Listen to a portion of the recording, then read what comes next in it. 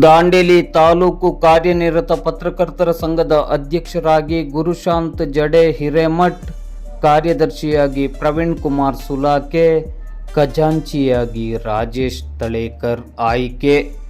ದಾಂಡೇಲಿ ತಾಲೂಕು ಕಾರ್ಯನಿರತ ಪತ್ರಕರ್ತರ ಸಂಘದ ಅಧ್ಯಕ್ಷರಾಗಿ ಹಿರಿಯ ಪತ್ರಕರ್ತರು ಹಾಗೂ ಕನ್ನಡಪ್ರಭ ದಿನಪತ್ರಿಕೆಯ ವರದಿಗಾರರಾದ ಗುರುಶಾಂತ್ ಜಡೆ ಹಿರೇಮಠ್ ಅವರು ಅವಿರೋಧವಾಗಿ ಆಯ್ಕೆಯಾಗಿದ್ದಾರೆ.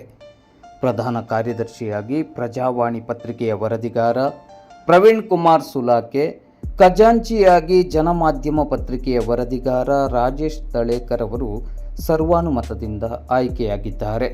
ಸಂಘದ ಉಪಾಧ್ಯಕ್ಷರಾಗಿ ತರುಣ್ ಭಾರತ್ ಪತ್ರಿಕೆಯ ವರದಿಗಾರ ಕೃಷ್ಣ ಪಾಟೀಲ್, ಕಾರ್ಯನಿರತ ಪತ್ರಕರ್ತರ ಸಂಘದ ಜಿಲ್ಲಾ ಸಮಿತಿಯ ಸದಸ್ಯರಾಗಿ ಸಂದೇಶ್ ಎಸ್ ಜೈನ್ ಅವರು ಹಾಗೂ ಸಂಘದ ಕಾರ್ಯಕಾರಿ ಸಮಿತಿಯ ಸದಸ್ಯರಾಗಿ ಕರಾವಳಿ ಮುಂಜಾವು ಪತ್ರಿಕೆಯ ವರದಿಗಾರ BN ವಾಸರೆ, ವಿಜಯವಾಣಿ ಪತ್ರಿಕೆಯ ವರದಿಗಾರ ಅಕ್ಷಯ್ ಗಿರಿ ಗೋಸಾವಿ ಮತ್ತು ಮಂಜುನಾಥ್ ಅಂಬಿಗೇರವರು ಆಯ್ಕೆಯಾಗಿದ್ದಾರೆ.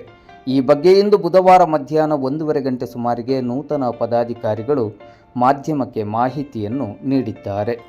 ಕಾರ್ಯನಿರತ ಪತ್ರಕರ್ತರ ಸಂಘ ದಾಂಡೇಲಿ ತಾಲೂಕಾ ಘಟಕದ ಪದಾಧಿಕಾರಿಗಳ ಆಯ್ಕೆಯು ನಡೆದಿದೆ. ನಾನು ಅಧ್ಯಕ್ಷನಾಗಿ ಆಯ್ಕೆ ಇದ್ದೇನೆ. ನನ್ನ ಹೆಸರು ಗುರುಶಾಂತ್ ಜಡೆ ಹಿರೇಮಠ್.